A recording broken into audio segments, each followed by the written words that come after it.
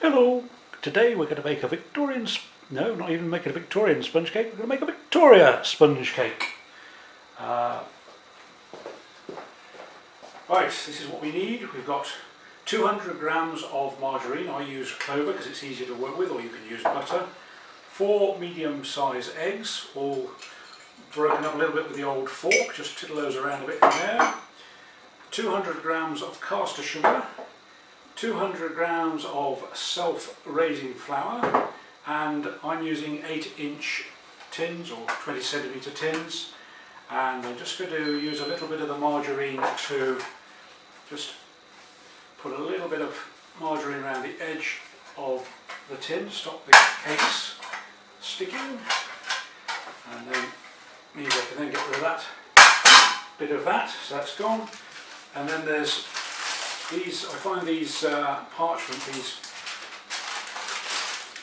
20 centimetre 8-inch parchment circles useful because it saves having to cut them, but you can cut them out of baking paper, which is very easy to do, but this just makes it that little bit quicker when you're doing a lot of different cakes, so we'll get rid of those. Right, so I'm going to do the quick method of making a cake today, so hopefully we started at just after 1 o'clock, so keep an eye on that clock and we'll see how quickly we do it. So it's about 2 minutes past 1 according to that clock. So I've got my 200 grams of flour, self-raising flour, 200 grams of caster sugar, and 200 grams of the margarine. It'll come out, which it won't, so we'll use that fork just for a second. And it all goes into there, it will disappear.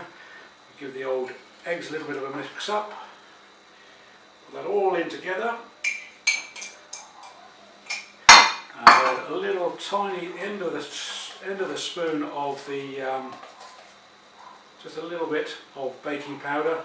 I don't always put baking powder in today. My wife and I were having a discussion as to whether we should or shouldn't. I was thinking no, but we decided in the end that probably could put a little bit of baking powder in. And this is vanilla essence. We just put a little bit of vanilla essence extract. You'll see a little bit going in there, only probably about a teaspoonful or a part of a teaspoonful. Today I've been using white eggs, which is seems fairly unusual these days, but the eggs were usually white, and then I think Queen Victoria decided that she liked a brown egg, so from most of the time now we seem to have brown eggs.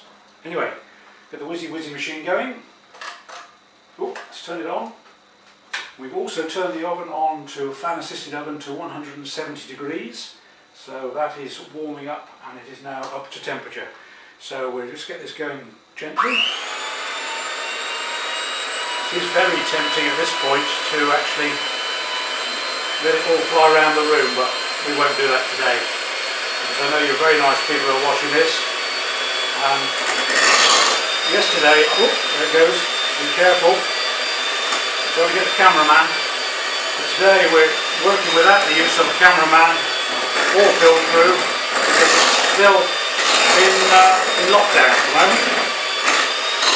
So you may have to turn up the volume of your computer to enable you to hear what I'm saying. Probably a bit late to tell you that now. That is now all whizzy. There we are. You can see that, all nice and whizzy. Make sure you don't get your fingers in the whizzy machine, because it does bite. And it bites.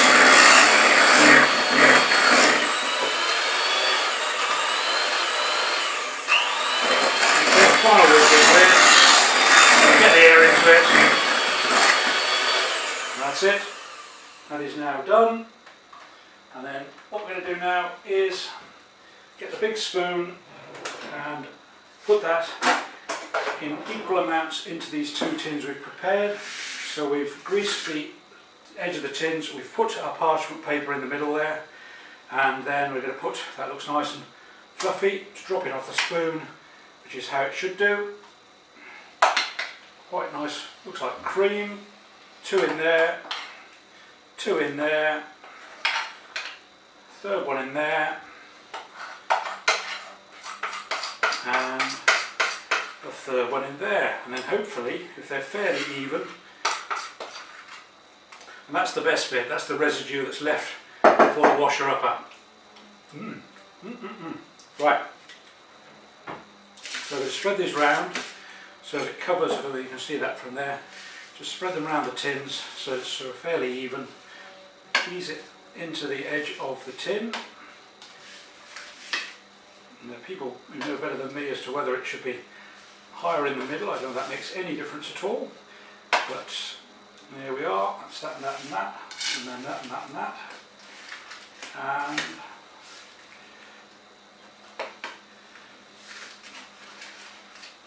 ooh, gosh.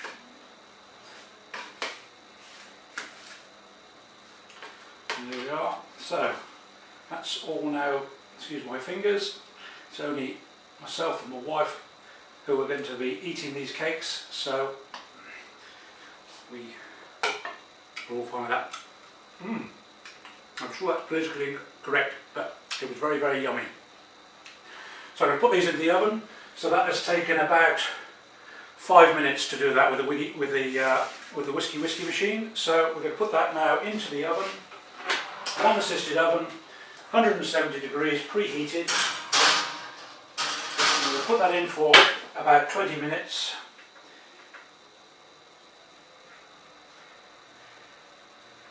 And then after about 20 minutes that should be nice and golden brown. Hopefully the cake will have come away from the edge of the tin slightly, and if it's golden brown and it's away from the edge of the tin, it means it's cooked. If you, probably at the moment not necessarily a good idea if you're going to share a cake with somebody else, but what I normally do is just put my clean hands on the top of the fingers on the top of the cake just to see whether it's cooked. And if they leave an indentation, it's probably not quite cooked, so then I'd probably put it on for another 5 minutes. But be careful if you're putting your hand on the top of the cake, it's going to be hot, and make sure you don't hit any of the hot bits of the cooker. So we'll leave that in there for 20 minutes, so I will come back to you and show you what it ends up looking like. But fortunately, hiding behind my little boxes of flour, there's one I prepared earlier. What I tend to do is I tend to put caster sugar on top of a cake, because my dear late mother said that it was better for the old people because it stops them choking on icing sugar. So we always tend to use caster sugar, and about 3 tablespoons of raspberry jam in between the 2 layers of cake. And this is one I prepared using the proper method of cooking yesterday, but it didn't come out, to my way of thinking, that thick. But today I've used the quick method, the 5-minute method, and it'll be interesting to see whether it comes out better. My feeling is I think today's cake will come out better.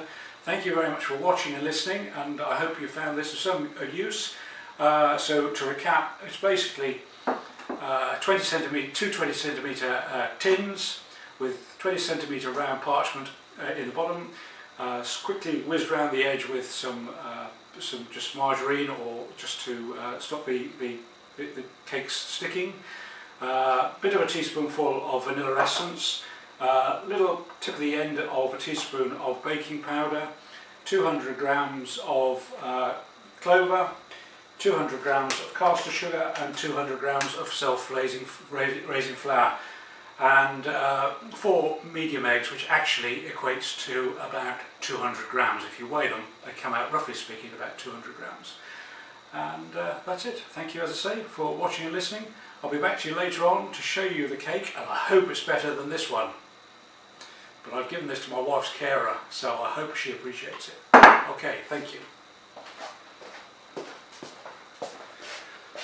Look at the cakes in the oven. They're doing quite well now. They've been in there for 17 minutes. You shouldn't really open the oven door, but I thought it'd give you a better idea of what they look like. So we'll let those carry on for the next 3 minutes.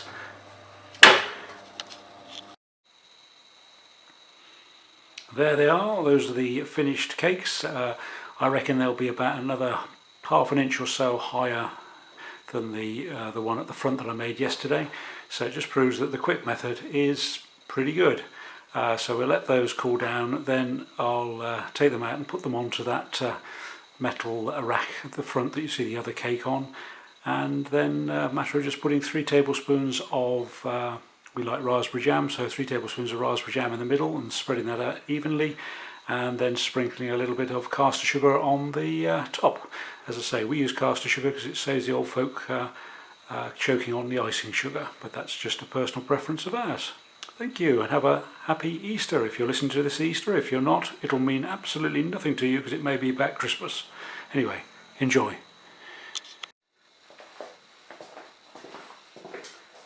Hi, welcome back. We've now finished, the cakes have been cooked, so what I did was I cut around the edge of the tin, pushed them out from the bottom and put them onto the rack here just to cool off a bit more. Now that they've cooled off, I'm going to make the cake up, and so what I normally do is I put about